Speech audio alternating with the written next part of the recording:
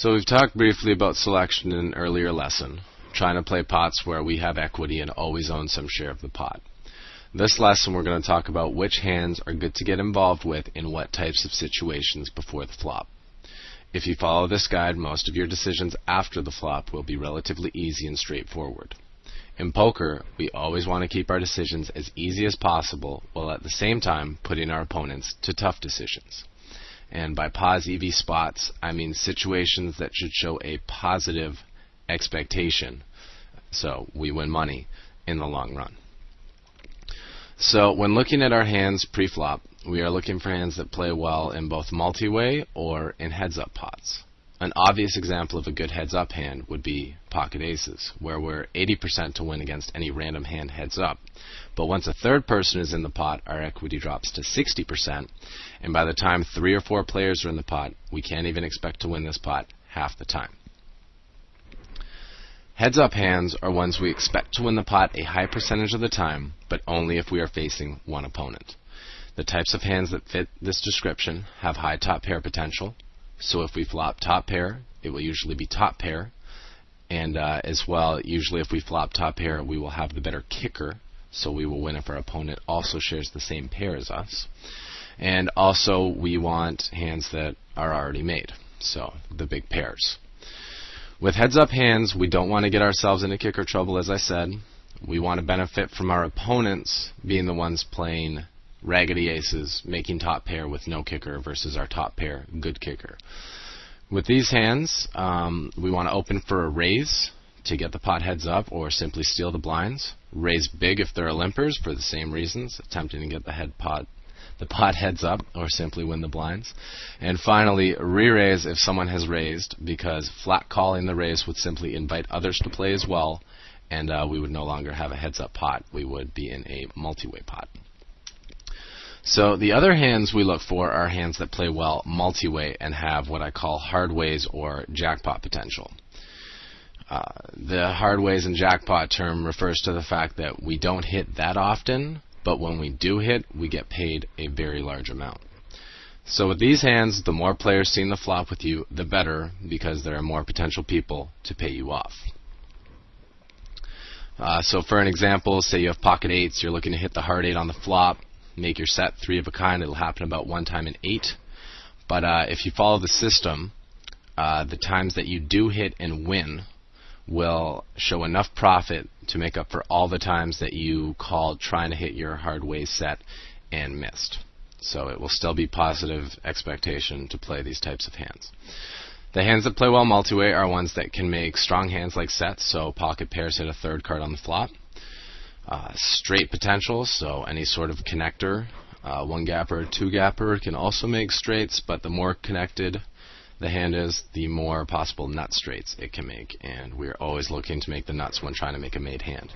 And finally, we have nut flush potential, so that would be any sort of suited ace, because if you hit a flush and someone hits a smaller flush, you will actually have the rare situation where you have 100% pot equity, and that is a wonderful thing. So the reason these hands play well multi-way is that once they do make a made hand, so make the straight, the flush, or the set, they will usually have 80% equity or more, regardless of how many opponents are in the pot.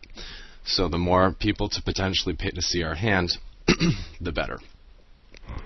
Lastly, we look at the short stack killers. These are the hands that have high card and top pair potential, which is also known as showdown value. These hands are the ones that will play well if we get all in before the flop, and we will hope to win more than 50% of the time whenever we're getting all in before the flop. These hands will only be important in rare situations where our opponent has 10 to 20 big blinds, but in cash games we run into a lot of people who play short stacks, so I will teach you how to make life as difficult as possible for them, because real deep stack poker players, we hate short stackers, and we want to do everything we can to make their life hell and try to get them to stop taking up seats in our games. So we'll talk about ranges later, but the idea is that we only want to play the top half of hands that our opponent is playing, and that way we can always expect to turn a tidy profit by playing all in pots against them, because we'll have the best hand more than half the time. and it actually works out to about 3/4 of the time I think we have the best hand if we're only playing their top half. So that should show a good win percentage. So when we get to the player analysis section, which I think we'll start about lesson 8, you'll learn how to determine what types of hands your opponent likes to play, and in turn which hands will play well against those hands. So just as a quick review, when we have a heads-up hand, we're typically looking to make the majority of our opponents fold, so we will be raising or re-raising to thin the playing field.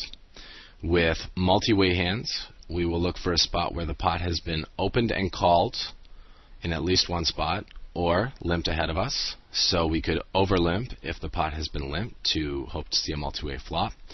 And should it be raised behind us, as long as a couple of the limpers ahead of us call, we can also call as well and still have a multi-way pot.